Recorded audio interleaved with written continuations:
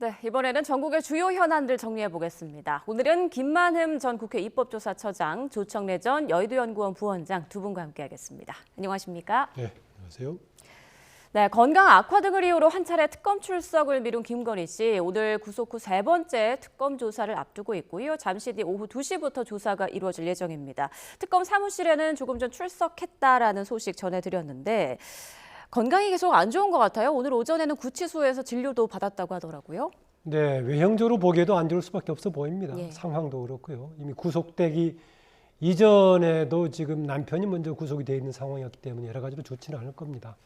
오늘도 역시 예상한 대로 진술 거부를 할 가능성이 더 큽니다.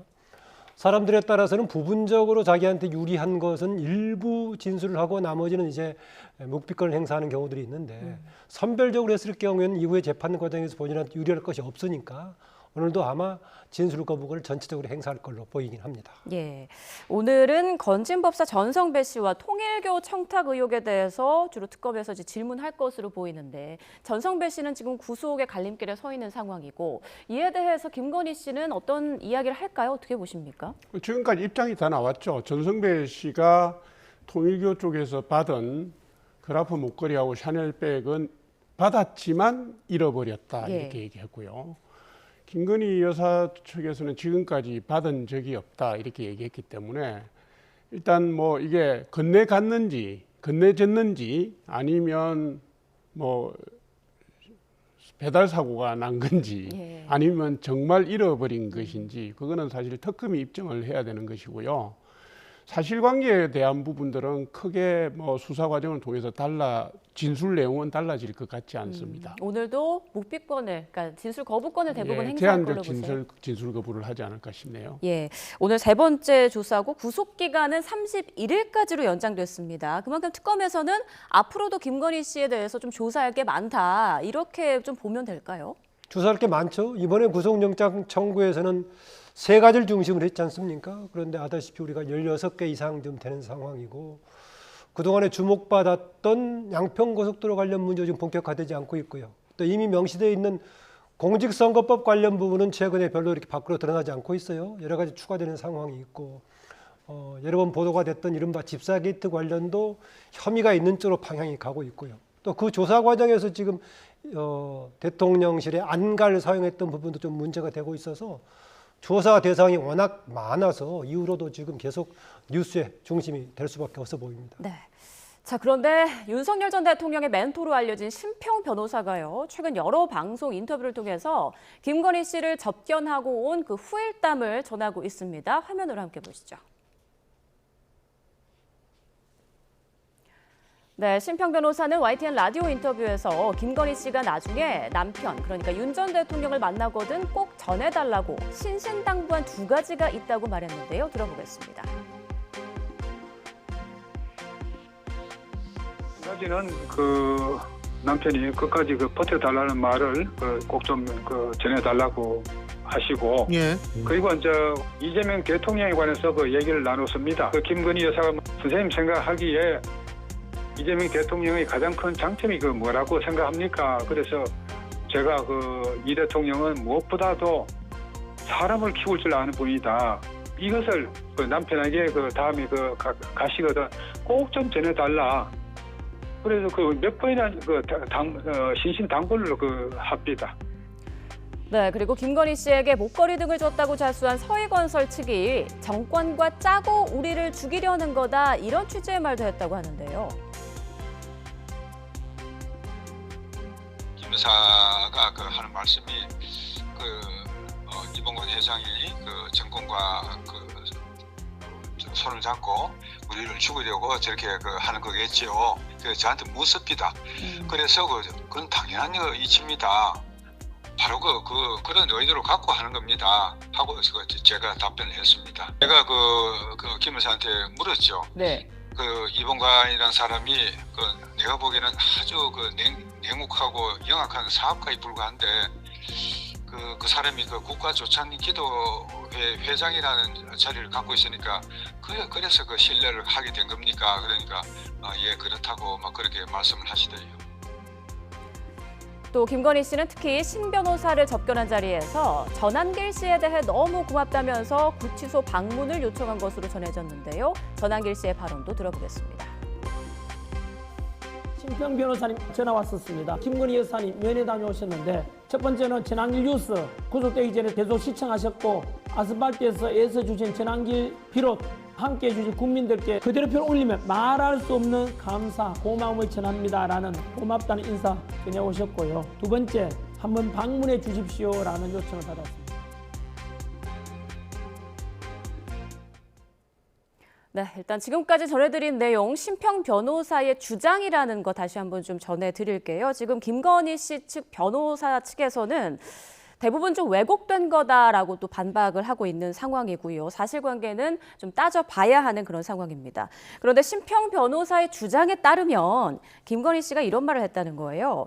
오죽했으면 우리 남편이 계엄을 했겠습니까?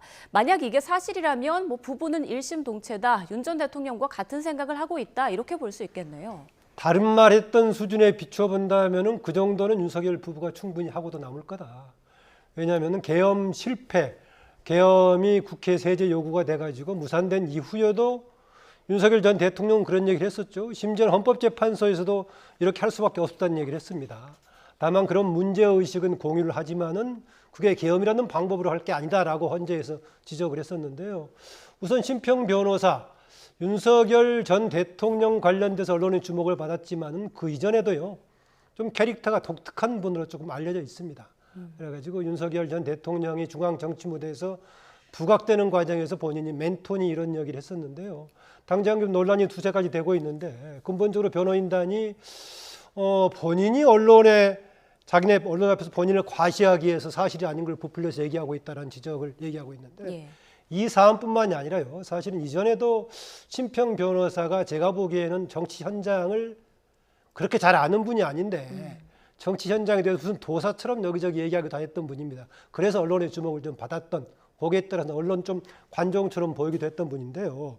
지금 특히 그 한동훈 전 대표에 대해서 아주 이제 그냥 갔으면 앞으로 영광의 길이 있었을 거다라는 얘기를 하지 않았는데 했다라는 얘기가요. 예. 모르겠습니다. 혹시 김건희 여사 쪽에서도 약간 불만은 표시를 했을 수도 있을 거다. 혹시 제가 뭐 현장에 없었으니까. 예. 다만 이것을 극단적으로 이렇게 한동훈이 배신하지 않았다면은 이후에 정말 영광을 누렸을 거다. 이런 얘기는 본인이 조언을 해서 했을 가능성은 꽤 큽니다. 왜냐하면은요. 이번 이전에도 신평 변호사가 한동훈 당시 대표에 대해서 엄청 비판을 해왔습니다.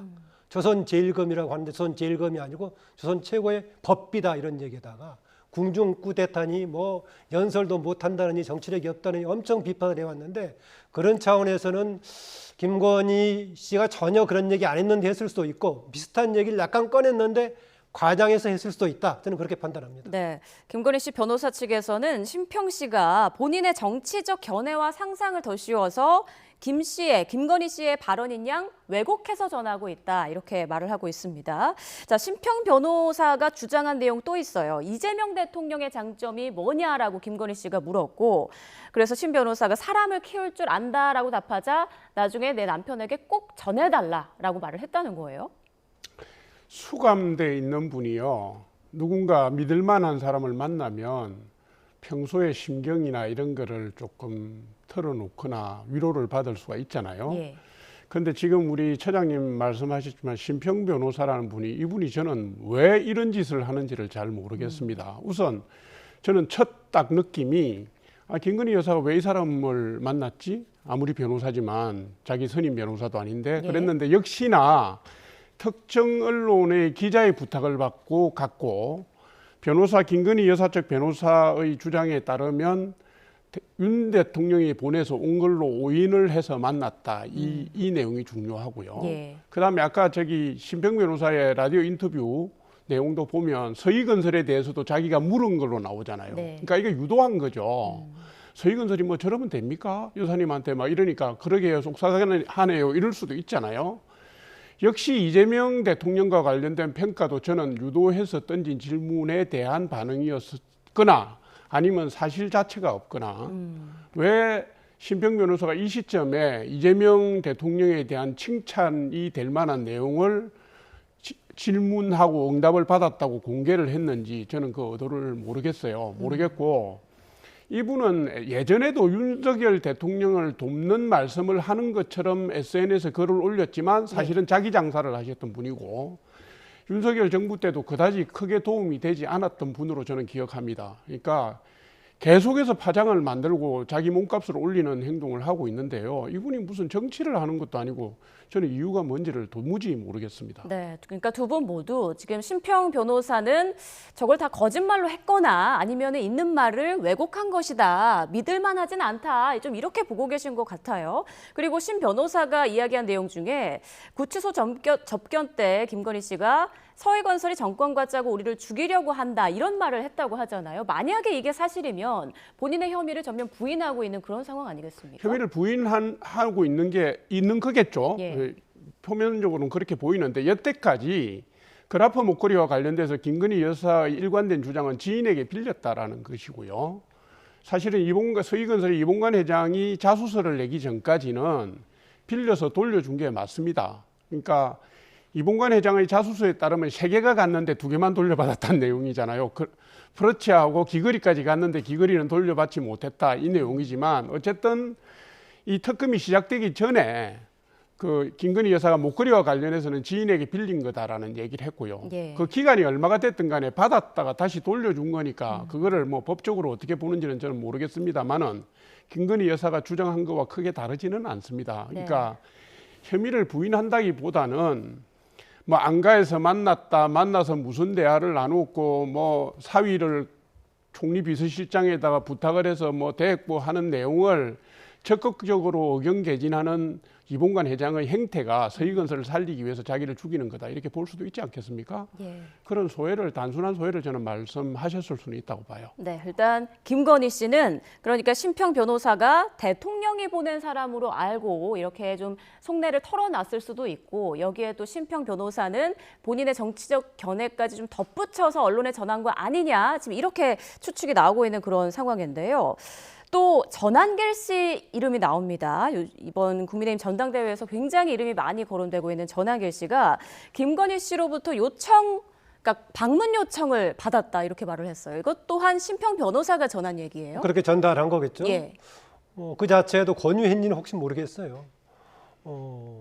전한길 씨의 유튜브를 또 그동안에 봤다는 얘기까지 같이 하고 있고요. 예.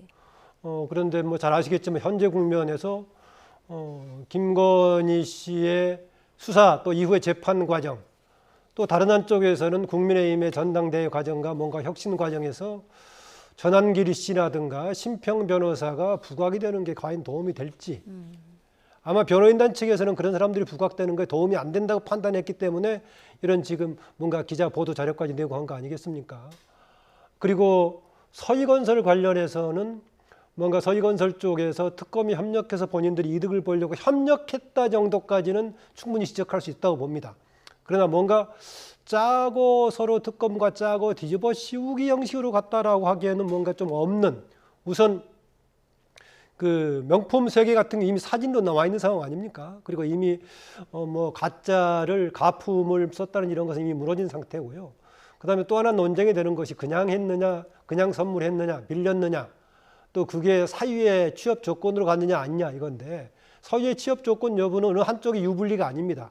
하지 않았다고 했을 때 김건희 씨든 이봉관 회장은 둘 다 유리한 것이기 때문에 특별하게 뭘 가지고 짜고 덮어씌우겠다는 측면보다는 굳이 했다면은 뭔가 형을 줄여보려고 특검에 이 회장이 협력하고 있는 거 아니냐 이런 정도 얘기는 했을 수 있다라고 짐작합니다. 네, 국민의힘 전당대회가 내일이잖아요. 만약에 전한길 씨가 김건희 여사를 면회해서 또 나온 이런저런 얘기들을 또 언론에 전한다면 전당대회에 영향을 줄 수도 있지 않을까요? 저는 별로 없다고 봅니다. 전한길 씨에 대해서 폄하를 할 의도는 없는데요. 네. 그분이 지금까지의 정치적 행보가 상당히 오른쪽으로 가 있기 때문에 이분이 활동을 해서 누군가에게 힘을 실겠다면 그것이 오히려 장애로 작용하고 있고요. 지금 76만 명에 이르는 국민의힘 당원들이 전한길 씨를 바라보는 눈 또한 제가 지금 지적한 것과 크게 다르지 않습니다. 특히 심평 변호사로부터 그런 연락을 받았다고 해서 밝힌 데가 전한길 TV입니다. 언론 앞에서 한 얘기가 아니고요. 예. 구독자를 신경을 쓰는 입장에서 나간 얘기거든요. 그러니까 이거는 제가 볼 때 유튜브 전환길 씨가 자신의 성과를 올리고 경제적 이익을 목적으로 했을 가능성이 있는 방송이기 때문에 이런 부분이 전당대회에 무슨 영향을 미쳐서 특정 후보에게 유불리로 작용한다든가 이런 부분은 저는 없다고 보고요. 지난번에 장동혁 후보를 지지한다고 얘기했다가 판세가 이상하게 돌아가서 그런지 갑자기 농성정을 찾아가서 지지한 적이 없다고 얘기를 하기도 하고 저분도 갈짓자 행보를 하고 있어요. 그러니까 저는 전략적으로 침묵해 주시는 것이 국민의힘을 도와주는 길이다 이렇게 보고 있습니다. 그런데 보니까 또 최근에 다시 또 갈짓자 했다가 본인의 방송을 듣는 사람들 조사해 보니까 압도적으로 장동혁 후보 쪽이 많아서 그쪽으로 간다라는 의견까지 표명했는데요. 모르겠습니다. 이게 지금 당 내부에서는 어차피 어느 쪽에 대세가 몰려 있다면 그쪽에 영향을 미칠지는 모르겠어요. 그런데 지금 국민의힘 전당대회에서 국민 일반들의 사고방식이라든가 지금 뭔가 견해하고 조금 다른 좀 특수한 사람들이 부각되면 부각될수록 국민의힘은 그만큼 고립되는 거 아니겠습니까? 그런데 왜 이런 현상이 계속 반복되는지 국민의힘 내부에서도 이번에 대표를 뽑는 과정에서 그런 국민 일반의 여론을 반영할지 아니면 지금 이렇게 전환길 씨 등이 주목받고 있는 이런 상황이 그대로 될지 최근에 봤을 때는 상황이 조금 그렇게 좋지 않은 쪽으로 가고 있는 좀 느낌이 있긴 합니다. 네, 물론 아직 사실관계는 확인되지 않았습니다만 만약 김건희 씨가 전환길 씨의 방문을 요청한 게 사실이라면 김건희 씨 입장에서는 전환길 씨가 좀 여론 형성을 해줄 것을 바라는 마음이 있지 않을까 이런 생각도 들거든요. 어떻게 보세요? 아니 만약 사실이라면 예. 단순히 고마워서 그럴 수는 있다고 봅니다. 어차피 장소 변경 접견이 안 됩니다. 지금 변호인이 아니고선 따로 사적으로 좀 편하게 만날 수도 없어요. 예. 그러니까 전환길 씨가 뭐 표현은 이렇게 했습니다. 방문하겠다 이렇게 얘기를 했던데 구치소는 방문할 수 있는 데가 아니고요. 면회를 신청하는 데입니다. 예. 그러면 잘 아시다시피 일반 면회를 가면 투명 유리가 있는 데서 대화를 나눠야 되는데 거기서 무슨 대화를 하겠습니까? 그리고 교도관이 입회해 있잖아요. 예. 무슨 대화를 하겠습니까? 저는 고마움을 표현하는 방식이나 만약 이루어진다 하더라도 그것을 유튜브로서 활용하는 방식의 문제이지 거기서 무슨 진중한 대화가 오간다든가 무슨 교감이 있다든가 이런 일은 전혀 있을 수 없다 이렇게 봅니다. 네. 전당대회는 당장 내일 끝나기 때문에요. 이미 상황이 끝난 다음에 진행이 될 것 같고 그렇게 봤을 때 두 가지 요소 중에 전당대회는 끝이 나는 거고 김건희 씨 이후에 수사라든가 재판 과정에 도움이 될 것인가 판단해 볼 수 있다면은 변호인들 지금 심평 변호사에 대한 보도자료 냈다시피 변호인들의 판단은 전환길 씨 방문하는 것이 그렇게 도움이 안 된다고 판단을 할 겁니다. 네, 국민의힘 전당대회 얘기는 잠시 뒤에 좀 자세히 다뤄보도록 하고요.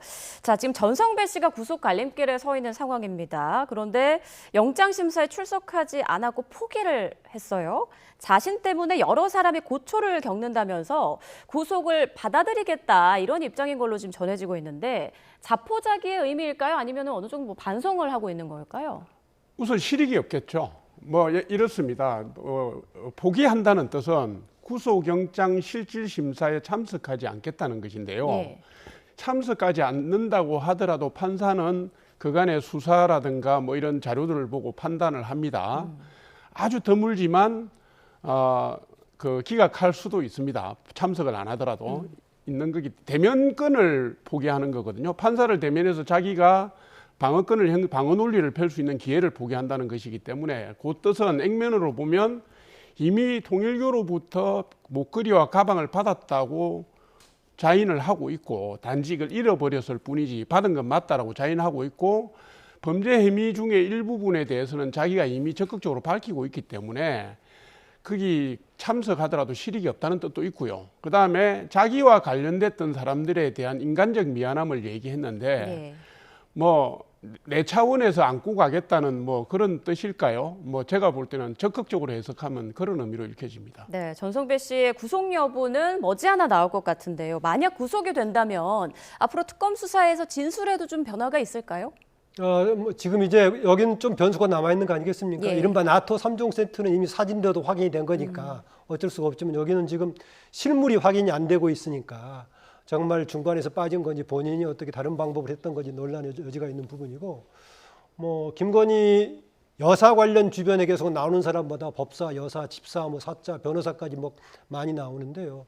오랜만에 지금 건진 법사는 조금 법사다운 느낌을 받는 본인이 실질 심사에 참석하지 않고 본인이 책임질 걸 치겠다. 아, 라고 법사답다. 예, 거기 오랜만에 좀 그런 태도를 좀 보였는데요. 모르겠습니다. 이게 어느 쪽에서 판가름이 날지 정말 본인이 배달 사고 차원에서 끝나는 건지 김건희 여사까지 전달이 됐는지 보호하려고 하는 것인지 아마 이것은 이제 수사 과정에서 판가름이 나지 않을까 그렇습니다. 네, 전성배 씨에 대한 구속 여부 결과가 나오면 또 속보로 전해드리도록 하고요. 자, 윤석열 전 대통령의 멘토이자 윤 전 대통령의 부친의 오랜 지인으로 알려진 이종찬 광복회장의 목소리도 주목을 받고 있습니다. 어떤 말을 했는지 녹취 잠깐 듣고 오겠습니다. 돌아가신 윤석열 전 대통령의 부친이 만약 지금 이 상황을 봤다면 그분이 뭐라고 하셨을 것 같아요? 가슴을 칠 겁니다. 가슴을 칠 겁니다. 더더욱이 요새 근래 언론에 보도되는 것이 무슨 명품 목걸이, 명품 시계, 명품 핸드백 그 소리가 나오면은 그 양반을 회초리를 들고 아마 쫓아가서 때렸을 겁니다. 윤석열 대통령이 자신의 아버지의 반만이라도 이렇게 됐으면 이런 사태가 안 났을 것이다 이렇게 생각합니다. 네, 윤 전 대통령이 아버지의 반만이라도 됐으면 이런 사태가 안 났을 것이다. 이종찬 광복회장이 정말 안타까움을 드러냈어요. 그러시네요. 네.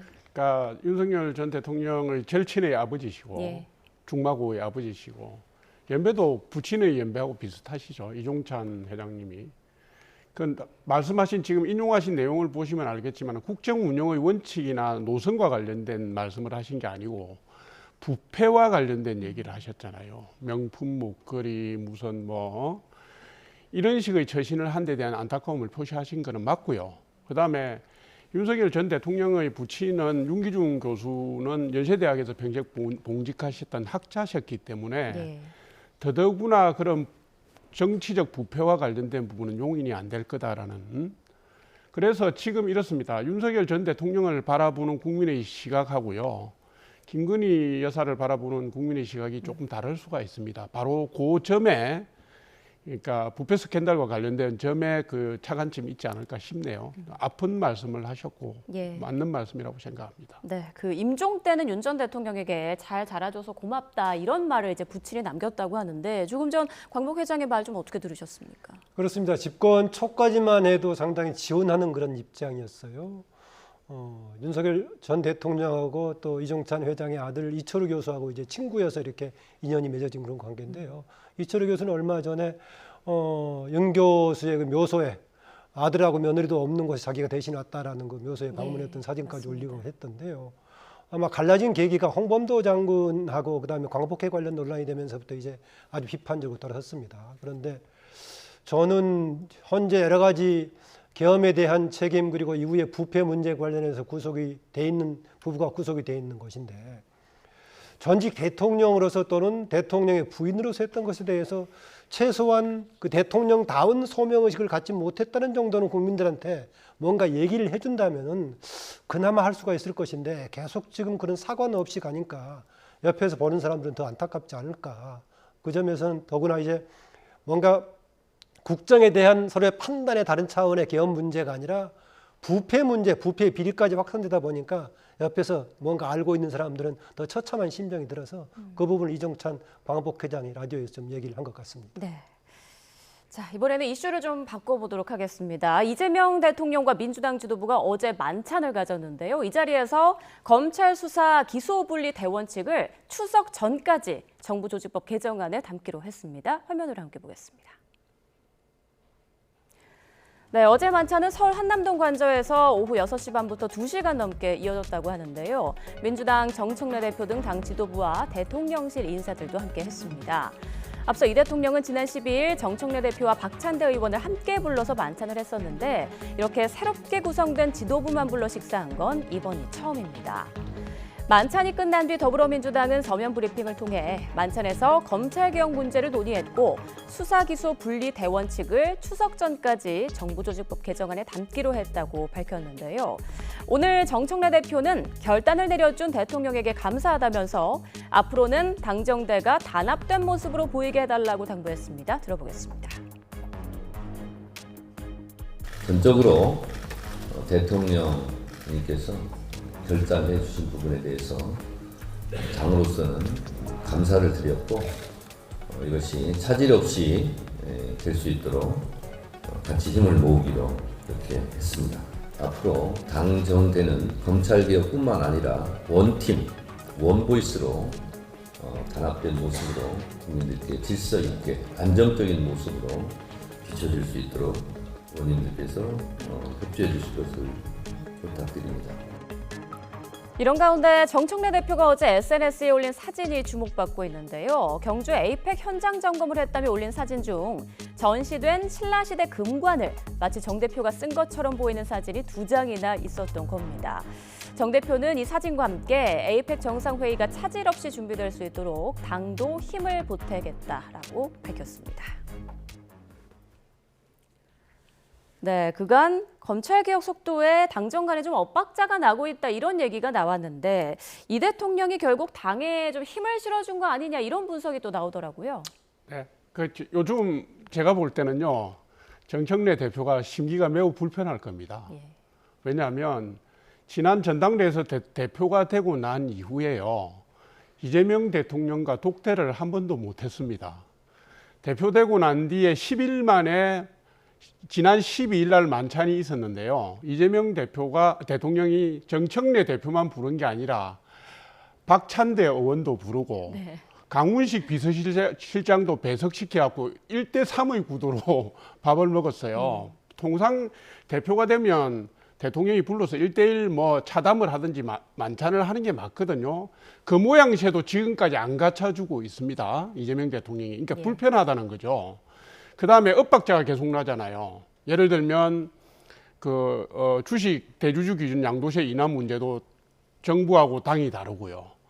그 다음에 검찰 지금 개혁 문제도 사실 대통령실은 약간 유보적인 입장이었는데 정청래 대표는 밀어붙이고 이러다 보니까 대통령실하고 당의 관계가 불협화음이 나오고 우려가 계속 높아지고 있으니까 아마 봉합에 들어간 것 같아요. 그래서 뭐 우리가 속으로는 껄끄럽지만 힘을 합쳐보자 뭐 이런 거고 정청래 대표에게 보내는 메시지는 당신은 1년짜리 대표다 라는 메시지라고 저는 봐요. 이해하세요? 예, 지난번에 전당대회에서 결혼 박찬대 의원까지 앉혀가지고 저녁을 먹었으니 그게 무슨 메시지겠습니까? 어차피 지금 정청래 대표는 보궐이기 때문에 1년밖에 못 하거든요.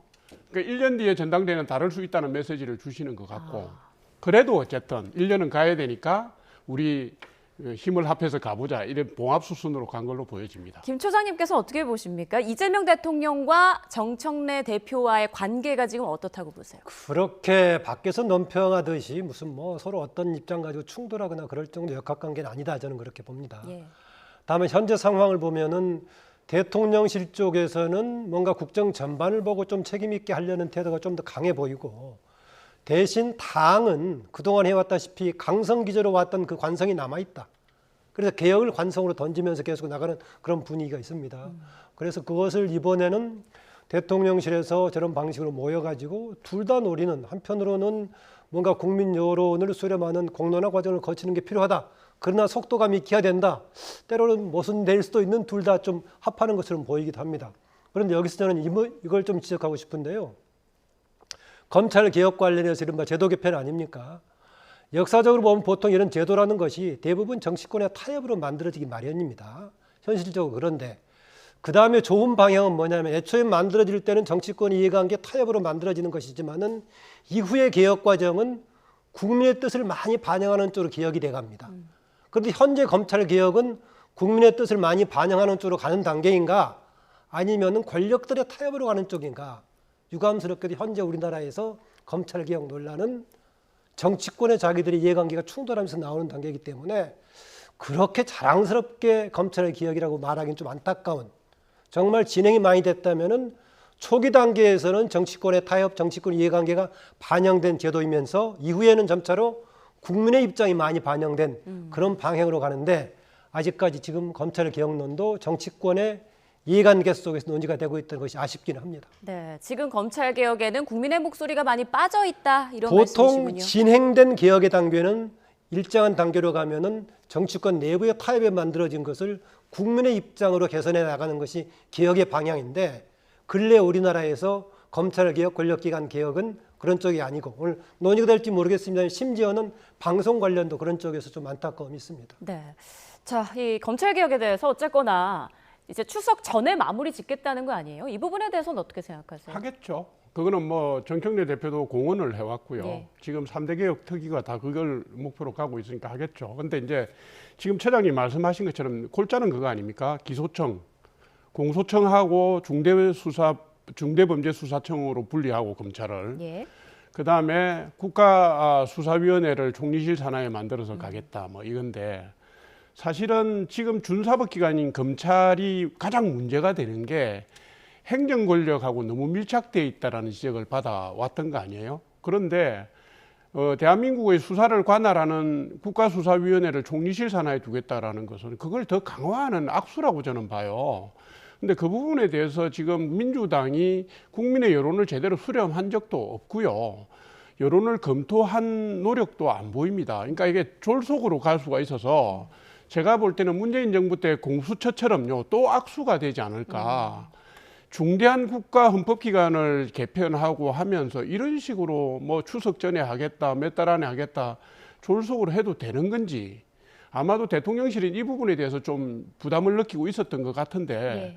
당이 막무가내로 입법 권한 가지고 달려가니까 대통령실도 제어할 수 없다는 것인지 아니면 길들이는 게 안 된다는 것인지 어쨌든 뭐 손뼉을 같이 치는 모양새로 가고 있네요. 그러니까 아마 추석 전에 하겠죠. 네, 굉장히 걱정됩니다. 그런데 이게 뭐 일정한 부분적인 개정이라면은 상임위 거쳐가지고 간단하게 처리하면 될 수 있을 것인데 거의 새로운 입법 수준이 되는 것이기 때문에 좀 절차가 필요할 겁니다. 그렇다 보니까 아마 이재명 대통령이 공론화 과정, 여론 검증 이런 과정을 좀 얘기했던 것 같고요. 아다시피 권력기관 개혁은 지금 두 가지, 특히 검찰의 개혁은 두 가지 관점 아닙니까? 검찰 스스로가 아주 권력별화되어 있다는 문제, 특권화되어 있고 뭔가 특수 집단이 되어 있다는 문제하고 또 하나는 그동안의 정권에 뭔가 천병으로 활용되었다는 점인데 두 문제를 어떻게 해결하고 있는 것인가를 봐야 될 겁니다. 하나는 검찰의 특권 자체를 약화시키는 방향으로는 그동안 계속 진행이 되어 왔습니다. 과연 이게 국민의 일반 범죄 예방에 과연 얼마나 도움이 되는 건 변론을 하더라도 약화시키는 방향으로 되어 왔는데 정권에 따라서 이런 권력기관이 좌우되는 문제를 이번에 개혁안 개편안에는 어떻게 반영을 하고 있는지 개편을 주도하는 쪽에서는 이거 설명을 좀 해야 될 겁니다. 네, 같은 검찰개혁 속도전에 국민 여론은 또 어떻게 움직일지도 지켜봐야 할 대목인 것 같고요.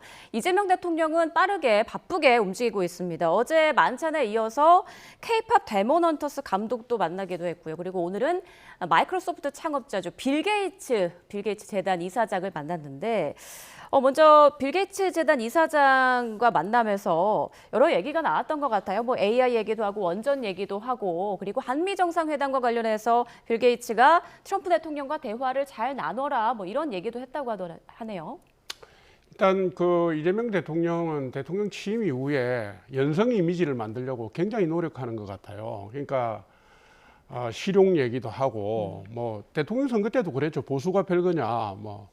우리가 중도 보수다 이런 얘기도 하고 그다음에 이제 대통령 이후에 보면 주식시장 문제라든가 경제도 실용 경제를 얘기를 많이 하고요. 문화 강국 뭐 이 얘기도 하고 제가 볼 때는 뭐 전반적으로 방향은 제시하는 방향은 실행력과 별개로 올바른 방향이라고 보는 것이고요.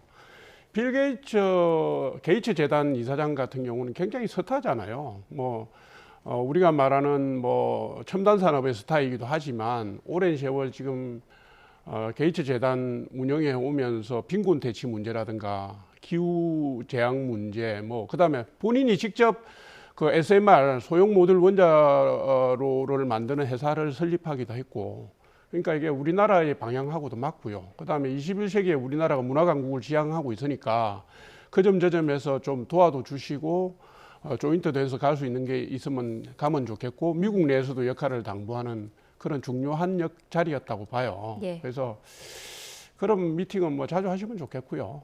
자주 하시면 좋겠고 다만 국내의 법안이나 정책에 있어서도 그 일관성을 좀 유지하시면 어떻겠는가.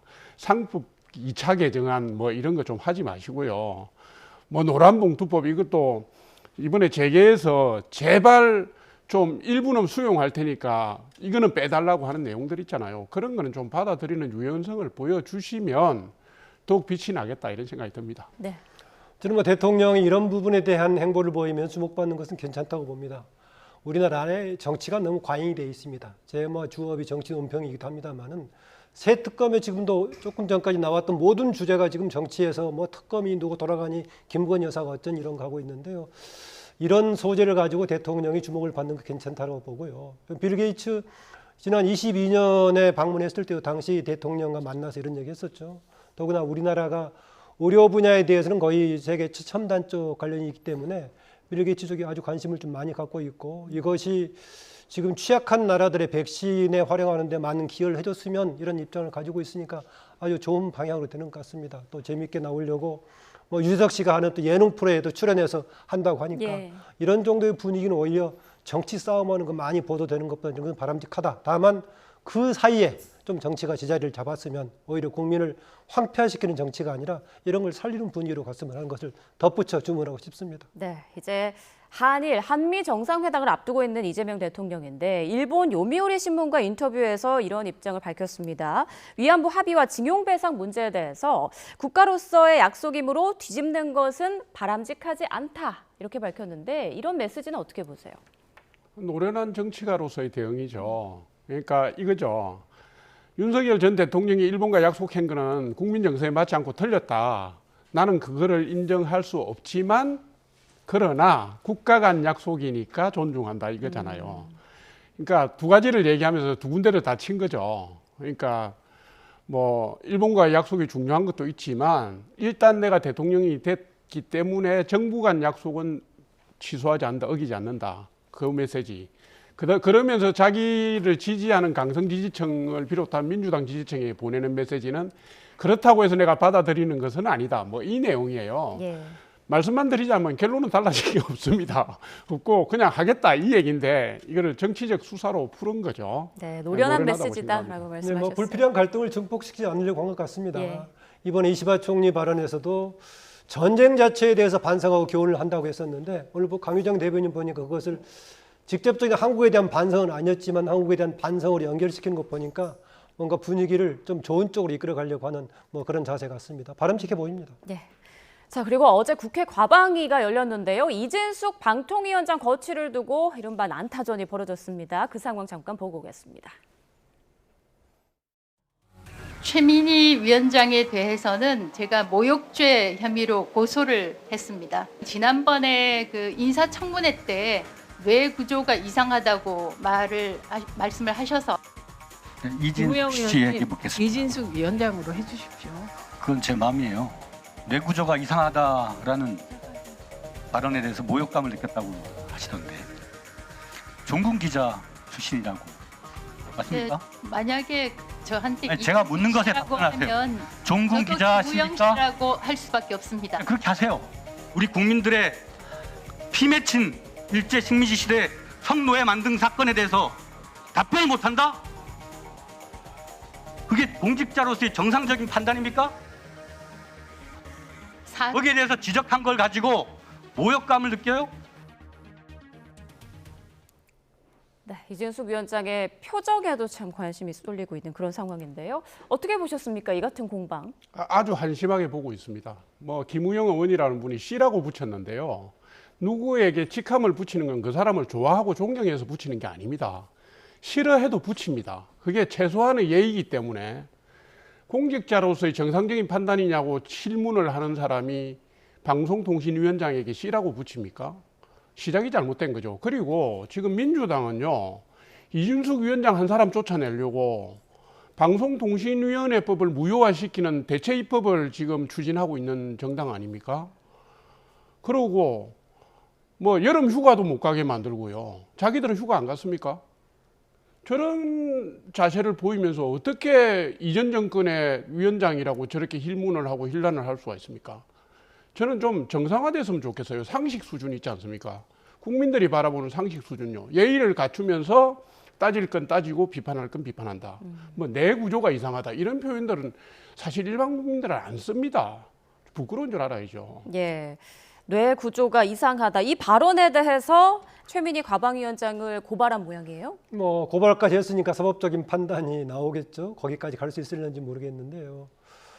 간혹은 이제 국회 상임위에서 국회의원들이 뭔가 국민을 위해서 호통치면서 속 시원하게 해주는 그런 발언이 있을 수가 있습니다. 그런데 최근에 보면은 발언 내용이 시원한 내용보다는 큰 소리로 뭔가 해결하려는, 그래서 추가로 제가 주문하자면은 내용은 좀 날카롭게 해야 돼. 분위기 전체를 국민들에게 화합하는 분위기를 했으면 그렇습니다. 내용은 없이 좀 큰 소리만 친다고 해서 그게 날카로운 질문은 아니다. 이 말씀 좀 드리고 싶습니다. 네, 이진숙 위원장 출석할 때마다 임기 문제가 계속 거론되고 또 논란이 되는 것 같은데 이 부분은 어떤 방향으로 정리가 되는 게 맞다고 보세요? 아니, 임기를 존중해야죠.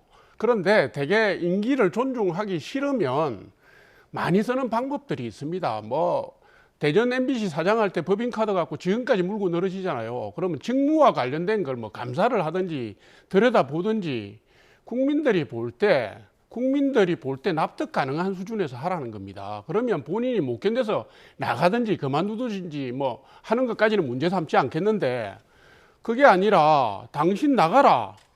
안 나가? 그럼 조직을 없애겠다. 조직 없앤 다음에 뭐 할 건데 이름만 바꿔서 똑같은 거 만들겠다. 이 짓을 하고 있잖아요.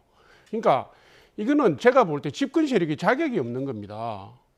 그러면 여태까지 역대 집권 세력들이 정권 바뀔 때마다 저렇게 했습니까?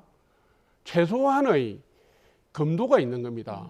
그 조직이 설립될 때의 존립 이유가 사라지지 않았으면 그 조직을 존중해야 되고요.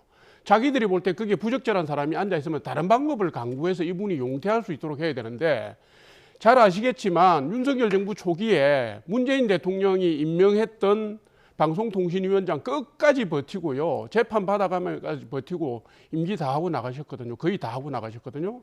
그러면서 저런 말 할 자격이 있습니까? 그건 아니죠. 뭐 지금 초반에는 국회의도 참석하면서 이런저런 뭔가 또 나름 내 입장은 다르지만 역할을 해볼 걸로 판단을 했었는데, 지금 이 정도 된 상황에서 역할을 수행할 수 있을지, 만약에 역할을 수행을 못하는 상황이 된다면은 그래도 방통위원장을 자리를 유지할 수 있을지 다음 단계에서 뭔가 또 다른 판단이 요구되는 그런 시점이 올 거라고 봅니다. 경우에 따라서는 여권에서는 만약에 정당함에도 불구하고 문제가 된다면은 과거 여러 번 시도했던 새로운 방식의 또 탄핵을 한번 시도하는 가능성도 없지 않아 있어 보이긴 합니다. 예. 자, 남은 시간이 얼마 없는데요. 국민의힘 전당대회 얘기 좀 짧게 나눠보겠습니다. 자, 당원 선거인단 투표일 첫날 37.51%를 기록을 했습니다. 자, 1차 투표에서 과반 투표 나올 거라고 보세요? 아니면은 어떻게 보세요? 예민한데요. 예. 저는 나올 수 있다고 봅니다. 그러세요? 네, 있다고 보고, 지금 37.51%라고 얘기하셨는데 이번에는 보통은 여론조사를 먼저 돌리고요. 아니, 모바일 투표를 먼저 돌리고 거기에 응하지 못하신 분은 ARS 조사를 보완을 하거든요. 통상적으로 이틀 플러스 하루 이렇게 가는데 이번에는 모바일 조사가 하루만 했어요. 그래서 액면으로 볼 때 첫날 조사로 보면 높은데 전체 투표율이 높을지 안 높을지는 알 수가 없다. 이 말씀 드리고요. 지금 그 후보 내분의 스펙트럼을 보면 제가 볼 때 제일 왼쪽에 조경태 후보님이 계시고, 그 다음에 안철수 후보, 김문수 후보, 제일 오른쪽에 장동혁 후보가 계세요. 예. 그래서 제가 볼 때는 통상적으로 우리가 전당대회든 중요한 선거를 할 때 가장 오른쪽에 있거나 가장 왼쪽에 있는 분이 압박을 받습니다. 압박을 받게 되고, 조경태 후보 같은 경우는 일반 국민 여론조사에서 높게 나오는데요. 일반 국민 여론조사에는 민주당 지지층이나 중도층이 많이 포함되어 있습니다. 그래서 그게 당심하고 같이 간다고 볼 수는 없다는 점 말씀드리고, 장동혁 후보 같은 경우는 지금 본인이 사실상 원해서 선택지가 오른쪽으로 가 계신데, 이게 지금 민주당이 특검이 국민의힘을 압수수색하는 과정을 통해서 그 가장 오른쪽에 있는 분들의 입지가 상당히 좁혀지고 있다라는 점은 부인할 수 없다. 그래서 제가 볼 때는 압도적인 과반은 아니어도 과반 나올 수도 있겠다, 저는. 과반이 봅니다. 내일 나올 수도 있다. 그럼 내일 당대표가 이제 결정이 될 수 있다라는 말씀이신데, 네. 만약에 결선 투표까지 가게 된다면 며칠간 좀 있다가 당대표가 결정이 될 거고요.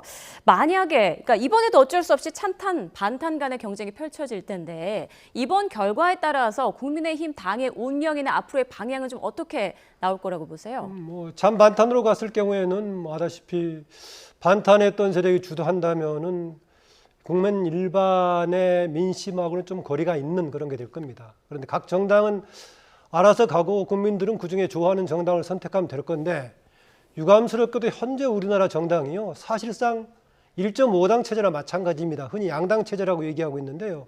그나마 양당은 양당이 경쟁하고 있기 때문에 서로 뭔가 국민에게 뭔가 호응을 받으려고 얘기하고 있는데 사실은 지금 야당은 제 역할을 못하고 있는 과거에 일본의 자민당 독주체제를 두고 얘기했던 1.5당 체제나 다름없는 상황이어서 우리나라 정당 민주주의 걱정이 큽니다. 그런데 현재 국민의힘 전당대회 과정을 보면 당장은 뭔가 새로운 희망을 준 정당으로 태어날 가능성에 대한 기대가 크지 않아서 우리나라 정당 정치 전체를 두고도 좀 걱정이 큽니다. 네. 말씀 나누는 사이에 조금 전 속보가 들어왔습니다. 김건희 특검에서 밝힌 내용인데요. 윤 전 대통령 측에서 체포영장 집행과 관련해서 고발을 했었죠. 이와 관련해서 수사를 위축하고 방해하려는 의도다라고 특검 측에서 입장을 밝혔습니다. 거부할장을 검토한 뒤에 사실과 다른 부분이 있으면 법적으로 대응을 고려하겠다라는 입장도 함께 밝혔습니다. 그리고 지금 김건희 씨에 대한 특검 조사가 이루어지고 있는 상황인데요. 김건희 씨는 지금 대부분 또 진술을 거부하고 있는 것으로 전해지고 있습니다. 관련해 또 자세한 내용은 이어지는 뉴스에서 전해드리겠습니다. 자, 두 분과는 여기서 좀 인사를 나누겠습니다. 지금까지 김만음 전 국회 입법조사처장, 조청래 전 여의도연구원 부원장과 함께했습니다. 고맙습니다.